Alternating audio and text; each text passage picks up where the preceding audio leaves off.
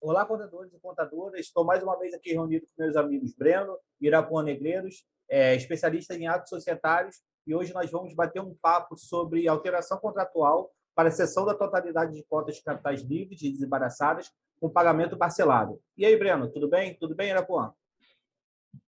Tudo bem, boa noite, Bruno, boa noite, pai Irapuã, né?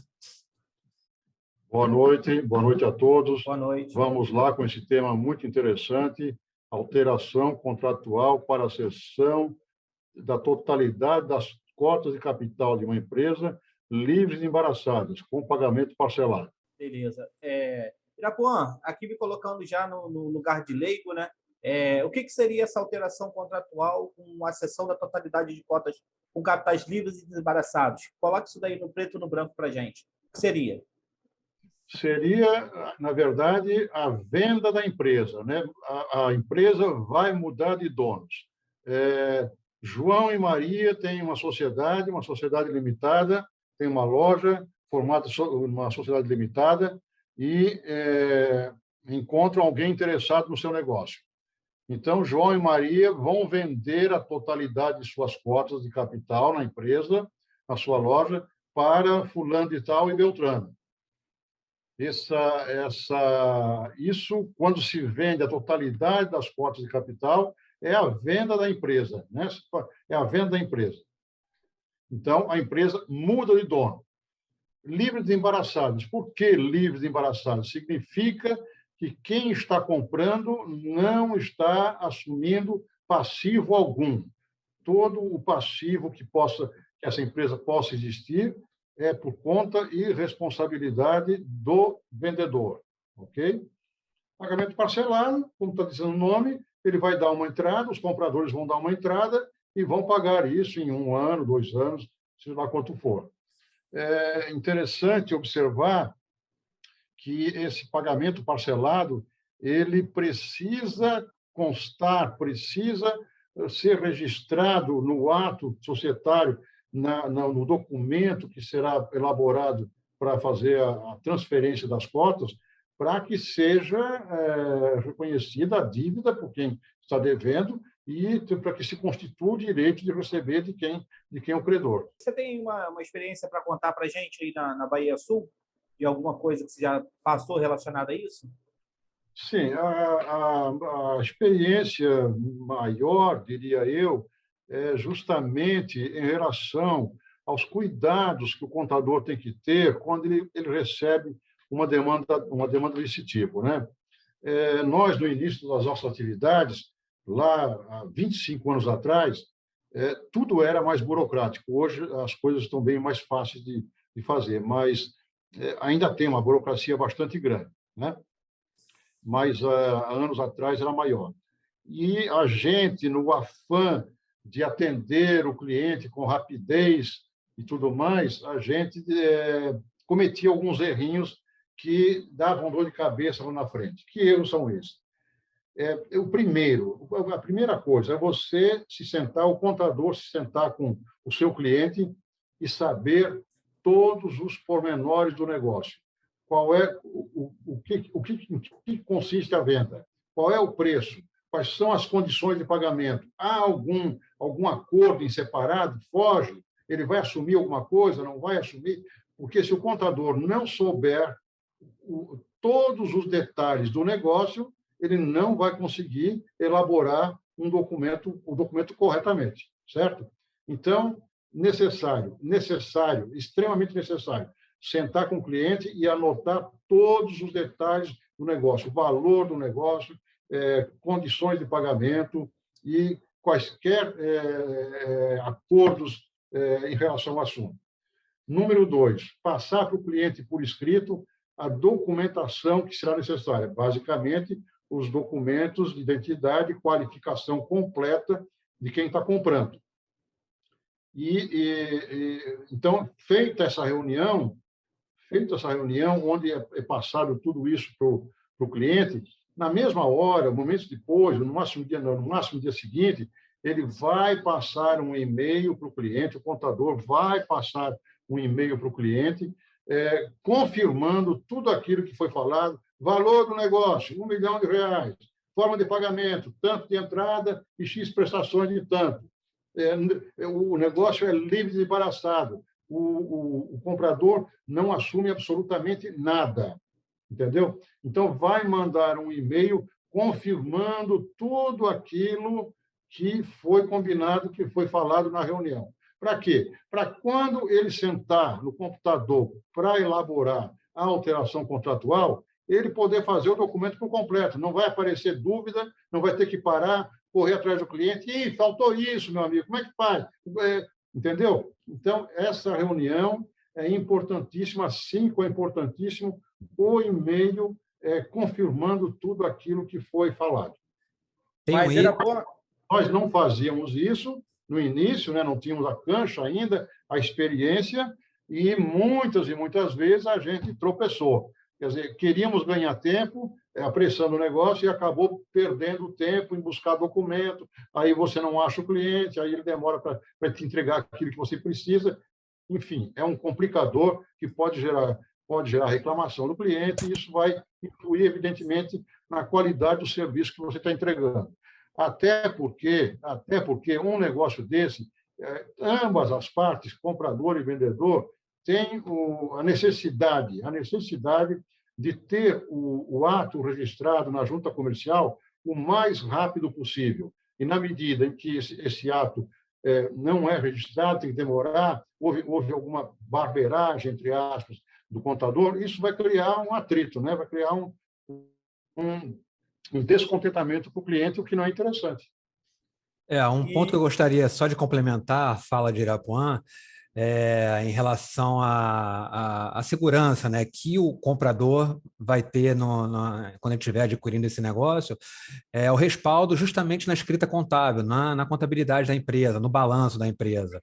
Então, acho que é pertinente fazer uma análise dessa escrita contábil ali, pelo menos ali nos últimos 2, 3 anos, né, para a gente ver justamente o passivo fiscal dessa empresa, para ver se essa empresa tem impostos em aberto, para ver a questão comercial dela também, para ver se tem débitos juntos a fornecedores, né, pendências juntos a fornecedores, e também possíveis causas trabalhistas, né, alguma questão disso daí também, que isso aí também vai ficar muito bem fechadinho ali no ato societário.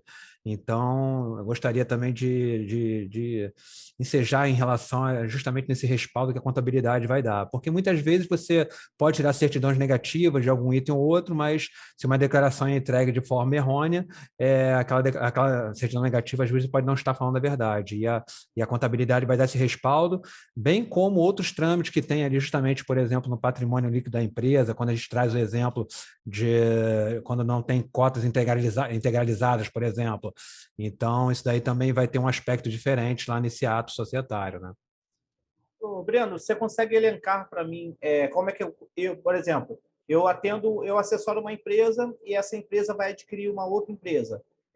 E nesse quesito, né? Como é que eu deixo o meu cliente ali tranquilo com relação a isso? O que você pode elencar para mim que ele precisa verificar, ou que eu preciso verificar para ele que ele fique tranquilo nessa sessão de cotas aí?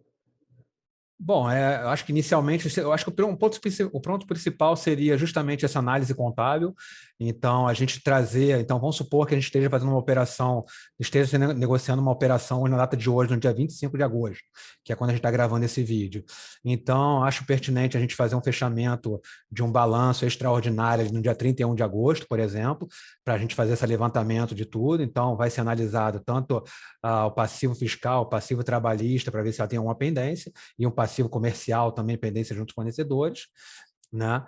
Tirar todas as certidões negativas necessárias ali desses órgãos federais, órgãos municipais e estaduais, e também analisar justamente essa questão do quadro societário ali, para ver se as cotas estão integralizadas ou não. Inicialmente eu falaria isso. Tem alguma coisa para complementar, pai? Você gostaria de comentar? Tenho sim. Primeiramente, registrar que certidões negativas dos órgãos governamentais não dão a garantia absoluta de que a empresa não tenha débitos, porque você pode tirar uma certidão negativa hoje, zeradinha, tudo bonitinho, e amanhã ou depois da manhã você vai lá novamente e já aparece um débito. Então, certidão negativa não é prova de que a empresa não deve. E essa garantia que o comprador está comprando a empresa livre, desembaraçada, vai ter uma cláusula dentro da alteração contratual que vai constar que todas as obrigações da sociedade, todas as dívidas da sociedade até a presente data são da exclusiva responsabilidade dos vendedores, né, no caso. E outra coisa, o balanço extraordinário na data da operação também é muito importante. Vai separar as duas gestões, a gestão antiga e a gestão nova que vai entrar. Então, esse balanço é importantíssimo e lá tem que aparecer que a empresa não tem nenhum débito, né? E esse balanço, inclusive, vai vir, né, de prova, de comprovação de que a operação está sendo feita livre e embaraçada de todo e qualquer outro. Irapuan, e se no caso de eu estar correndo ali com esse contrato e eu esqueço de colocar essa cláusula de que os débitos anteriores ficam por conta do vendedor, isso prejudicaria o meu cliente? Não, isso pode prejudicar em muito, né? Apesar de que o próprio Código Civil tem um artigo lá que dispõe o seguinte, que a minha gestão, a gestão da minha empresa, eu respondo por 2 anos. Então, eu vendo a empresa hoje, dia 25 de agosto, mesmo que não tenha essa cláusula em contrato, mas por lei federal, Código Civil, eu respondo pela minha gestão durante os próximos 2 anos. E, obviamente, que se tiver alguma coisa a aparecer, normalmente em 2 anos vai aparecer. Mas essa cláusula é importantíssima, né? Porque ela dá veracidade ao documento que você fez, né? Ela dá segurança para quem está comprando e para quem está vendendo, né? Eu imagino que o senhor já tenha analisado milhares de contratos. O senhor já pegou alguns contratos que não tinham essa cláusula? É comum? Já peguei contratos onde a cláusula é muito superficial, porque você tem que procurar descrever de uma maneira sucinta, mas tentando descrever todas as dívidas possíveis e imaginárias, né? Então, todas as obrigações da empresa até esta data, tais como débitos de qualquer natureza, impostos, contribuições de suas diferenças, direitos trabalhistas, enfim. Quanto mais possível você puder detalhar essas dívidas que o comprador não assume, melhor, né? Às vezes, você vê uma coisa muito, muito simplesinha, e isso pode gerar dúvidas lá no futuro. Aparece uma conta lá, não, mas isso não está constando aqui, entendeu? Então, esse seria um erro. E quais outros erros vocês conseguem elencar para a gente aí, que geralmente contadores costumam cometer na hora de confeccionar um contrato como esse? Olha, os erros, na verdade, os principais erros começam antes de você fazer a alteração contratual, antes de ele começar a elaborar o documento, que é justamente aquilo que eu falei, não fazer uma reunião prévia com o cliente, abordando tudo que vai ser necessário, todos os detalhes do negócio. Enviar um e-mail para o cliente confirmando tudo aquilo que foi combinado na reunião. Informar o cliente, dar uma previsão de tempo que vai ser necessário. O contador, naturalmente, vai saber, vai demorar 5 dias, ele dá 10, tem que dar 10. Ele acha que vai demorar 10 dias, pede 15, porque vão ficar ali cobrando, pressionando. Então, é uma forma de você não se estressar sem necessidade. Então, dá um tempo maior. E um outro ponto importante que eu sempre procurei ensinar para os meus colaboradores, dê feedback para o cliente de tudo que está acontecendo com o processo dele. Então, preparou a documentação, assinou, pagou a taxa, foi para a junta comercial. Caiu em exigência na junta comercial. Fala para o cliente. Liga para o cliente, caiu em exigência por isso e aquilo, estou providenciando, se ele puder providenciar sozinho, precisar até do cliente para alguma coisa, mas dá feedback, porque se você dando feedback, você não é cobrado, então é preferível você se adiantar dar o feedback para o cliente, contar o que está acontecendo, do que esperar o cliente reclamar. Entendeu? Então, esses são os três. A gente sabe que a maioria dos contadores não trabalham assim, né? Eles esperam o problema acontecer, o cliente ficar, o prazo extrapolar, e esperam o cliente entrar em contato para dar uma posição. Por que geralmente alguns contadores trabalham dessa forma? Tem problema em se relacionar com o cliente? Tem problema. É aquele negócio, né, Bruno? Se você não trabalha de uma forma transparente, procurando sempre se antecipar ao cliente, você está desvalorizando o teu trabalho. Ao passo que, se você é transparente, você foi muito detalhista naquilo que você vai precisar, na documentação que você vai precisar, nas informações que você vai precisar, você reafirmou aquilo no e-mail, você informa para o teu cliente com a margem de segurança o tempo que vai demandar para registrar o documento. Você informar o cliente, manter o cliente informado sobre tudo que está acontecendo com o processo, ele vai dizer, pô, esse cara trabalha bem. Agora, não faz nada, não informa, fica na retaguarda, às vezes até mentindo para o cliente, não vai ser legal. E, veja, um detalhe importante, atos societários é uma ferramenta, é uma fonte de renda muito interessante para o cliente. O sujeito o contador, o profissional que faz um bom trabalho em atos societários, ele vai valorizar o seu trabalho, ele vai poder cobrar valores diferenciados do que os outros cobram, e, além disso, vai fazer o seu nomezinho, vai fazer o seu nome, vai criar a sua reputação profissional, porque o cliente vai perceber que ele é muito seguro na orientação, o trabalho dele sai direito, sai bem feito, sai dentro do prazo previsto, e, quando não sai dentro do prazo previsto, liga para o cliente e avisa, deu problema, deu uma exigência aqui, vamos resolver, mais tanto tempo. É isso. Eu acho que é importante frisar também que esse conhecimento em atos societários ele também vai servir até como estratégia para a gente, estratégia do ponto de vista fiscal, né? Então, vou trazer um exemplo aqui para deixar um assunto para a gente comentar com o Irapuã, por exemplo. Então, a gente pode ter um exemplo de uma empresa que tenha um imóvel no seu imobilizado, no seu estoque, e um comprador esteja interessado em comprar aquele imóvel. Mas analisando, né, tanto a escrita contábil, né, a escrita contábil, como que ficaria a tributação dessa possível venda ali para ambas as partes, né, porque paga imposto tanto quem compra como quem vende, em determinadas situações você pode ver, a gente pode analisar que é mais interessante vender a empresa ao invés de vender somente o imóvel. E a gente já aconteceu esse tipo de situação na prática, né? Sim, com certeza. Isso acontece normalmente com empresas que têm como objeto, né, a compra e venda de imóveis. Isso acontece realmente.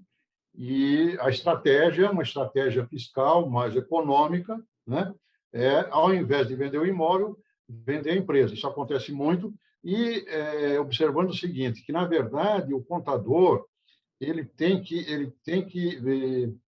pode ser, né, um estrategista em soluções societárias, justamente através de atos societários, né? Isso aí, por exemplo, é uma estratégia. Ao invés de vender um imóvel, vende a empresa toda. Exatamente. E assim, tem muitas outras possibilidades, né? Então, trazendo bem para a prática mesmo, então, se fosse vender um imóvel que está no imobilizado, por exemplo, né?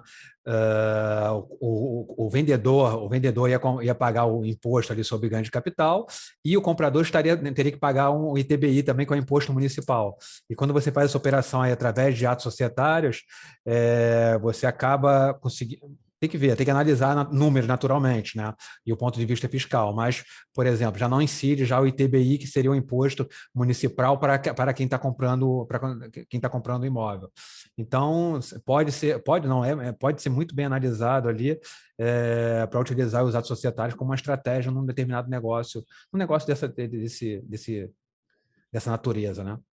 E como é que funcionaria a questão do ganho de capital nesse caso? Seria pago?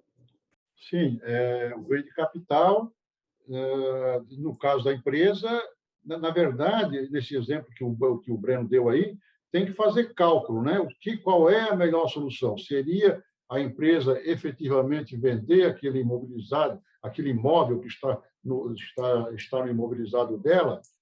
Aí seria ganho de capital. Fazer o cálculo de quanto seria o ganho de capital e quanto seria vender a empresa. Vender aí, porque há uma diferença bastante grande. Se eu vou vender o imóvel, se a empresa vai vender o imóvel, é um negócio entre a pessoa jurídica e uma pessoa, e o outro lado lá, o comprador interessado, pode ser uma pessoa física ou jurídica.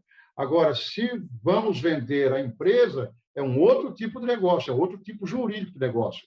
São os sócios da empresa proprietária do imóvel que estarão vendendo as suas cotas.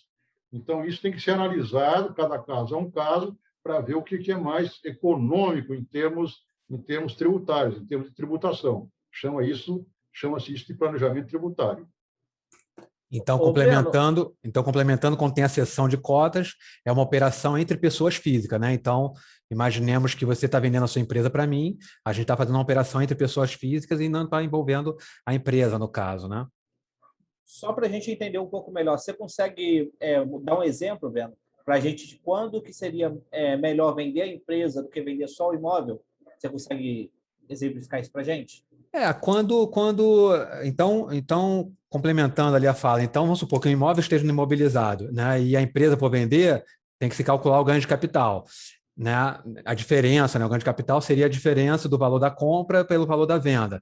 E esse ganho de capital também incide também na operação de cessão de cotas. Então, vamos supor que tem uma cota de capital ali de 10 mil e a pessoa vai comprar por 100, também se calcula o ganho de capital. Então, aí que tem que se analisar quanto que é o valor da cota de capital e por quanto está sendo comprada, quanto que vai incidir de imposto sobre isso e quando que ficaria essa situação lá na venda do imóvel.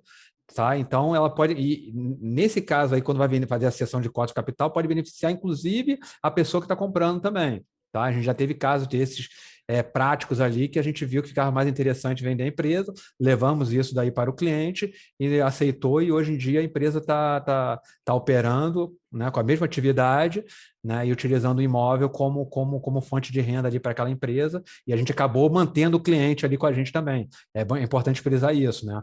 Que teoricamente, se fosse fazer uma sessão de cotas ali, a gente poderia perder o cliente e levar para outro contador, a gente acabou ficando com o cliente também, entendeu? Complementando o Bruno e Breno, a pessoa jurídica, nesse caso específico aí, né? A pessoa jurídica vai pagar 34% de ganho de capital, ao passo que se a empresa vender o imóvel, ao passo que se o objeto do negócio for a venda das cotas de capital, o ganho de capital, nesse caso aí, seria apenas 15%. Então, você vê que tem uma diferença bastante grande em alíquota, de 15% para 34%. Agora, o que acontece é o seguinte, aí eu já dou uma palhinha aí, que não existe uma cultura muito forte no sentido de vender empresa, ao menos empresas de pequeno porte, porque o comprador sempre tem um certo receio do que vai assumir, mas eu acho que isso é até um certo descuido, diria eu, dos colegas, seria não se interessar em informar o cliente que, mesmo comprando a empresa, ele pode se cercar de todas as garantias que não vai assumir passivo de ninguém, certo? E quem tem que dar essa segurança para quem está comprando é justamente o contador, né, o Irapuã? Exatamente. Quando o contador se precave ali, da forma como o Breno disse, das certidões, que você também já disse que somente as certidões não basta, mas tendo ali aquela cláusula no contrato social, o comprador fica muito mais seguro, né? Exatamente. Então, temos as certidões negativas, temos o preceito legal no Código Civil, que eu tenho que responder pela minha gestão nos próximos 2 anos, e tem a cláusula onde vai reforçar tudo isso e onde vai especificar muito bem quais são os passivos que ele não assume, né? Eu gostaria de comentar, fazer um bate-bola com o Irapuã de um assunto até específico que aconteceu com a gente, onde estava sendo negociado uma empresa, né, uma pessoa interessada em comprar a empresa, e essa pessoa que estava comprando, ele quis manter os funcionários que já trabalhavam lá, ele não quis trocar a equipe. Né? Então, eles fizeram um acordo no sentido de calcular todos os ganhos, mesmo que não ia promover o desligamento desse pessoal, calcularam todos os tempos desse pessoal, o contador fez esse trabalho, naturalmente, a gente fez esse trabalho, naturalmente, né? E aí o vendedor reembolsou, né, o comprador disso daí, porque eles mantiveram lá os funcionários registrados e deu continuidade também com a empresa na sua totalidade, né, com o negócio todo operando, né? Isso aí também uma prática que tem que ser observada. Quem está comprando a empresa quer ficar com os empregados, né? Não quer, porque os empregados conhecem o funcionamento da empresa, né? Então, o que se faz? Calcula-se os direitos trabalhistas desses empregados até o dia da venda. Deu R$5.000, hipoteticamente. Então, eu que estou vendendo, reembolso o comprador, entrego para ele os R$5.000 e ele continua. Mas os direitos trabalhistas dos funcionários até aquela data, obviamente, que é obrigação do vendedor. E uma pergunta, no caso de eu estar passando essas cotas parceladas ali, e é interesse do comprador ficar com os funcionários que eu já tenho. Eu, no caso, estou me colocando aqui no lugar do vendedor, né? Eu sou vendedor e é interessante para o comprador manter aqueles funcionários, porém, esse comprador ele vai me pagar parcelado. É possível esse valor que eu tenho que pagar, eu deixar que ele pague para abater nas parcelas que ele me deve e a gente constar isso em contrato ou não? Legalmente isso não existe. Se houver a combinação, em havendo a combinação, então levantou-se os débitos, R$5.000, como eu falei, um exemplo. E vamos que a parcela lá que eu vou ter R$10.000. Em havendo acordo entre as partes, isso pode ser compensado, sim, sem dúvida. Veja, tudo o que não for ilegal pode ser feito, pode ser contratado e pode ser escrito. Tudo que não for ilegal. Então, é uma questão de acordo entre as partes. E seria obrigação do contador que isso conste em contrato social. Sim, exatamente. Exatamente. Aí, ao invés de colocar aquela cláusula lá que todas as obrigações, todas as obrigações da empresa, tais como os impostos, dívidas, duplicatas, exceto as obrigações trabalhistas no montante de tanto, serão assumidas. Isso, então, é só uma questão de arrumar isso bem arrumado, bem claro, bem preciso, no documento que vai ser elaborado, no ato societário. Irapuã, e você citou que tudo que tudo que estiver dentro da legalidade pode ser acordado e pode constar no contrato social. Agora, eu lhe faço uma pergunta. É possível que, assim, por falta de experiência do contador, ele coloque ali algumas cláusulas desse contrato que não tem vínculo com a lei e que pode gerar problemas para o cliente lá na frente? Isso acontece ou não? Não, isso dificilmente isso acontece, até porque, veja bem, quando eu digo que tudo pode ser contratado desde que não seja ilegal, mas também você não pode fazer uma alteração contratual com 1 milhão de detalhezinhos, tal, não sei o quê. Faz uma alteração contratual abrangendo a maioria dos casos, abrangendo o geral, e aquelas exceções que possam ter havido, isso aí, ele assumiu o passivo trabalhista, aquilo você pode até fazer através de um documento paralelo à alteração contratual, para você não poluir muito a alteração contratual, entendeu? E como que funcionaria esse documento paralelo? Um documento, uma declaração de responsabilidade, onde vai citar o que um está assumindo perante o outro, entendeu? Declarações, em que ambos comparecem, assinam, comparece aquele que se compromete e comparece aquele que aceita o comprometimento. Assina o documento e fica aquilo que é chamado de documento de gaveta. Contrato, né? De gaveta. Exatamente. Eu gostaria de ter uma dúvida, né? Eu já vou trazer agora mais para o ponto de vista contábil, né? Então, aqui na empresa a gente tem uma equipe ali que trabalha no contábil, né? Os estagiários, né, com a gente. E uma dúvida recorrente que acontece aqui na prática é a seguinte: então, imaginemos que a gente tem uma alteração contratual onde está tendo uma cessão de cotas. Imagine que esse capital seja de 10 mil, né? E para poder fazer essa operação, essa venda aí, eles estão vendendo essas 10 mil cotas pelo valor de 50 mil. Então, a gente tem um ganho ali de 40. Naturalmente, no ato societário é citado ali que por essas cotas de 10 mil reais está sendo pago, né, entre as pessoas físicas o valor de 40 mil. E às vezes surge essa dúvida se eles precisam contabilizar na contabilidade da pessoa jurídica, que a gente vai fazer esse lançamento contábil, esses 40 mil. Né? Então, como é uma operação entre pessoas físicas, né, é aquele lançamento, o valor de 40 mil não entra ali, né? Você pode até citar no histórico que pagou tanto, mas não entra no valor do lançamento, porque está sendo só uma transferência de cota entre eles ali. Né?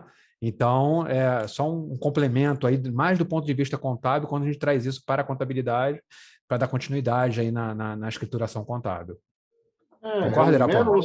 É um mero lançamento contábil, né, Breno? Debita capital, credita capital. Exatamente. Aí põe ali valor referente à transferência de tantas mil cotas de capital de propriedade de fulano de tal para o senhor fulano de tal pelo valor de 50 mil reais. Pronto, ponto.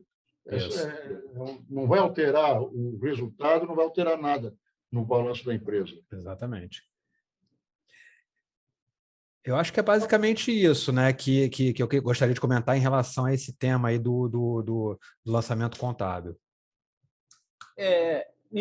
Tem uma dúvida aqui, na questão de quanto cobrar por esse serviço.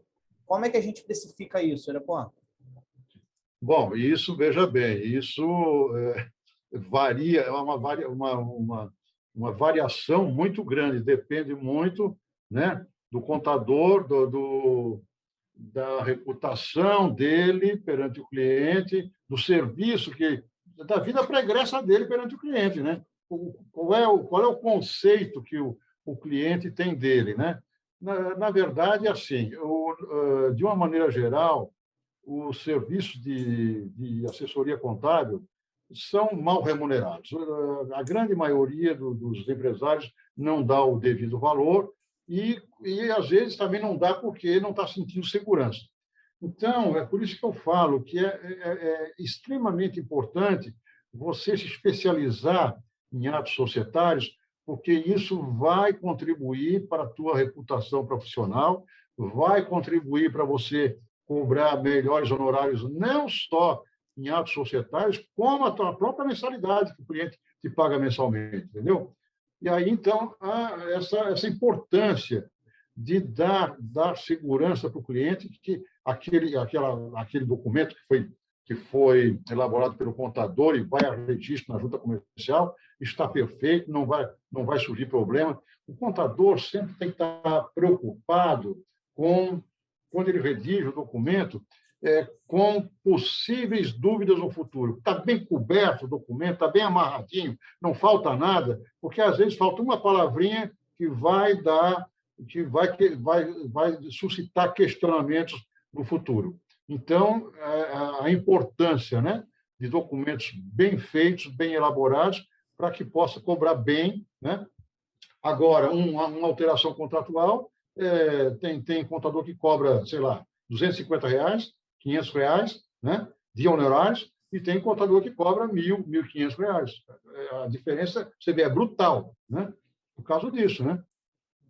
E, porém, pelo que eu entendi aqui, Irapuan, é uma construção, né? Quanto melhor o serviço você entrega, o feedback que você dá para o cliente, a forma como você se relaciona com ele, com o passar do tempo, melhor você consegue cobrar por esse tipo de serviço. É isso mesmo, né? Exatamente isso, exatamente.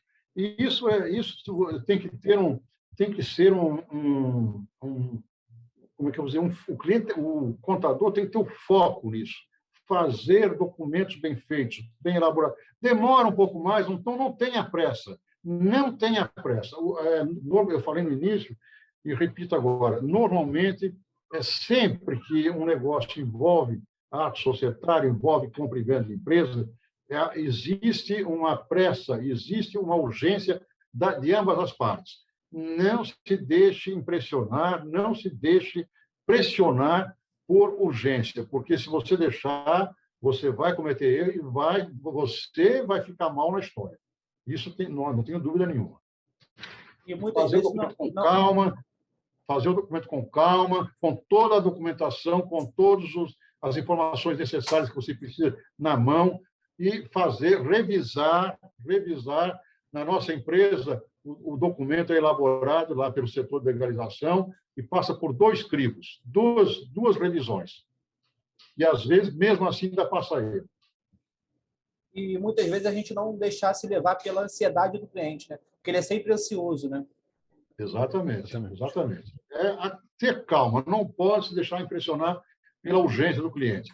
Tá? Vamos dar toda a urgência possível, mas na medida que você começa a querer atender essa urgência do cliente, vai deixando um furo aqui, outro lá, que vai te dar prejuízo lá na frente. Vai ter que refazer documento, vai cair em exigência, você vai se desgastar perante o cliente, essas coisas. Então, para quem... hoje fica mais um conteúdo aqui, né? E para quem quer se especializar em atos societários, a gente está sempre subindo conteúdos novos. E por hoje acho que é isso, né? Quem tiver alguma dúvida pode mandar mensagem para a gente ou deixar um comentário no vídeo.